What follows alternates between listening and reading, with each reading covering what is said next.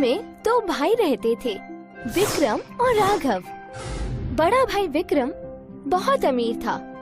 छोटा भाई राघव मेहनत तो खूब करता था, लेकिन फिर भी वो अपनी और अपने परिवार की जरूरतें पूरी नहीं कर पाता था। अपनी गरीबी से वो बहुत परेशान था। विक्रम ने पिताजी की कमाई से राघव को उसका हिस्सा नहीं दिया था, न ही वो राघव की कोई मदद करता था। दिवाली का उत्सव था, सब जगह दियों की रोशनी थी। घर घर में मीठा, नमकीन, नए कपड़े, खुशियों का माहौल था। विक्रम के घर पे बहुत ही धूमधाम से दिवाली मनाई जा रही थी। उसके बीवी और बच्चों ने नए कपड़े और जेवर पहन लिए थे। कई तरह की मिठाइयों से, पंच पकवानों से उसका घर भर गया था। वहीं राघव के घर पर त्योहार तो क्या, खाने पीने के लिए भी पैसे नहीं थे। वो मदद की अपेक्षा से अपने बड़े भाई के घर पहुंचा। सुनो भैया, मेरे काम का अब कोई ठिकाना नहीं है। मैं परेशान हो चुका हूँ। मैं हर रोज काम की तलाश में बाहर निकलता हूँ, लेकिन मुझे मायूसी के अलावा कुछ हाथ नहीं लगता। घर पे राधा और सूरज भूखे बैठे हुए हैं। मेरी कुछ मदद करो। मेरे पास पैसे आते ही मैं तुम्हारा कर्ज लौटा दूंगा भैया। राघव, मैंने बहुत ही कड़ी मेहनत से ये ऐशो आराम कमाया है। आजकल खर्चे भी बहुत बढ़ गए हैं। तुम्हें भी कड़ी मेहनत करनी होगी। मैं तुम्हारी कोई मदद नहीं कर सकता। अब तुम यहाँ से जा सकते हो। सुनो भैया, पिताजी ने जो मेरा हिस्सा दिया है वही मुझे लौटा दो। मैंने आज तक तुमसे कभी नहीं मांगा, लेकिन आज मेरे बुरे दिन चल रहे हैं, इसीलिए मैं अपना हिस्सा मांग रहा हूँ। तुम्हारी इतनी हिम्मत कि तुम मुझसे हिस्सा मांग रहे हो? अभी यहाँ से दफा हो जाओ, वरना मुझसे बुरा कोई नहीं होगा। राघव को अपने भाई के बर्ताव से बहुत बुरा लगा। वो काम की खोज से जंगल की ओर चल पड़ा। कुछ दूर चलते ही उसे वहाँ एक बूढ़ी औरत दिखाई दी। उसके सामने लकड़ियों का ढेर था। राघव ने सोचा कि अगर मैं इनकी मदद कर दूं, तो मुझे कुछ पैसे मिल सकते हैं। क्या मैं ये लकड़ियाँ आपके घर तक पहुँचा दूं माताजी? आप मुझे उसके बदले कुछ पैसे दे देना। और भी कुछ काम होगा तो मैं वो भी कर दूंगा। जरूर, मेरी मदद करने का पैसा मैं तुम्हें जरूर दूंगी।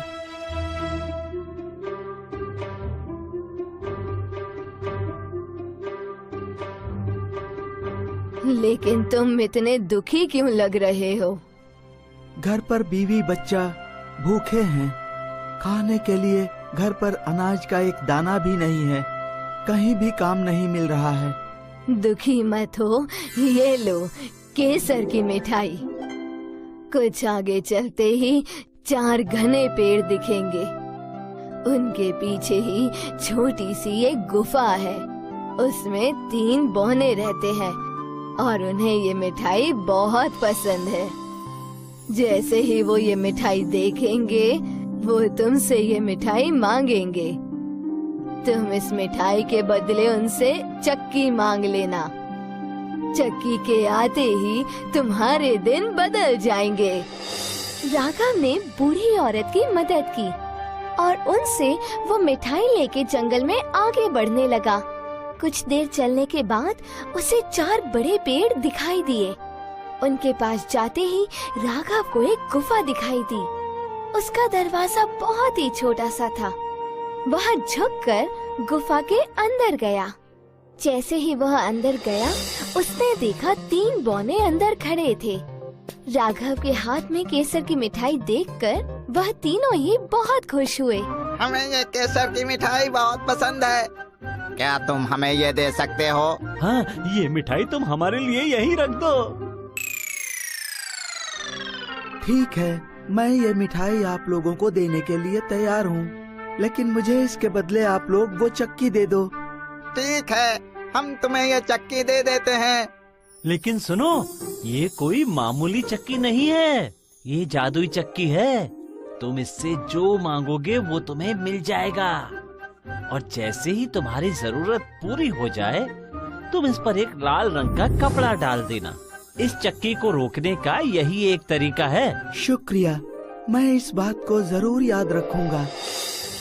राघव बहुत ही खुश हो गया, लेकिन उसे यकीन नहीं हो रहा था। उसने केसर की मिठाई उन दोनों को दे दी और चक्की लेकर घर आ गया। घर पे बीवी और बच्चा भूखे ही बैठे थे।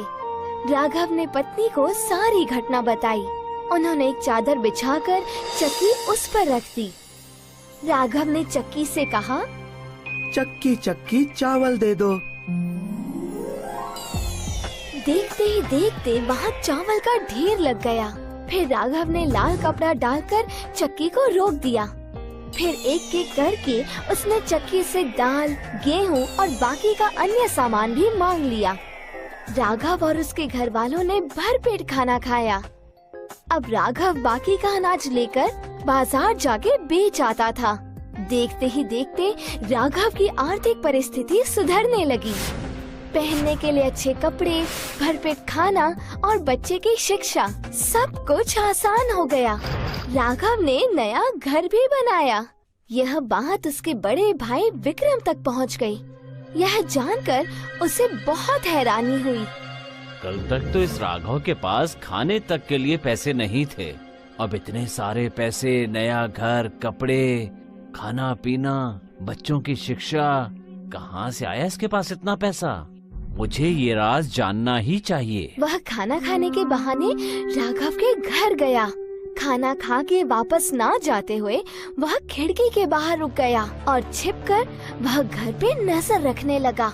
जैसे ही राघव ने चक्की से अनाज मांगा, चक्की ने अनाज देना शुरू कर दिया। यह देखकर विक्रम ने सोचा कि वो ये चक्की चुरा कर घर ले जाएगा। दूसरे दिन राघव अनाज बेचने जब बाजार गया तो विक्रम चुपके से राघव के घर में घुस गया। सबकी नजर चुराकर वो चुपके से चक्की अपने घर ले गया। जल्दी से अपना सारा सामान बांध लो, क्योंकि हम लोग अभी ये गांव छोड़कर जा रहे हैं। लेकिन बताइए कि हम जा कहाँ रहे हैं और क्यों? ये चक्की कहाँ से उठा ले आए हैं आप? सवाल मत करो, तुम्हारे सारे सवालों का जवाब मैं बाद में दूंगा। पहले हमें यहाँ से निकलना है। विक्रम बीवी और बच्चे के साथ अपना घर और गांव छोड़कर निकल पड़ा। दूर कहीं जाकर दूसरे गांव में जा बसने का सपना वह देखने लगा। उसने एक नाव खरीदी और अपने बीवी और बच्चे के साथ वह नाव में बैठ गया। इतनी भारी चक्की साथ लेकर और गांव छोड़कर हम क्या करेंगे? ये कोई मामूली चक्की नहीं है, ये जादुई चक्की है। इसी की वजह से तो राघव इतने बड़े घर और धन दौलत का मालिक बना है। अब मैं इस चक्की को उसके घर से उठाकर ले आया हूँ। इससे हम बहुत धन कमाएंगे और आराम की जिंदगी गुजारेंगे। रुको, अभी मैं तुम्हें दिखाता हूँ कि ये जादुई चक्की किस तरह से काम करती है। चक्की चक्की नमक निकाल। चक्की ने नमक निकालना चालू कर दिया। देखते ही देखते ढेर सारा नमक नाव में भरने लग गया। विक्रम को चक्की कैसे रुकती है ये तो पता ही नहीं था।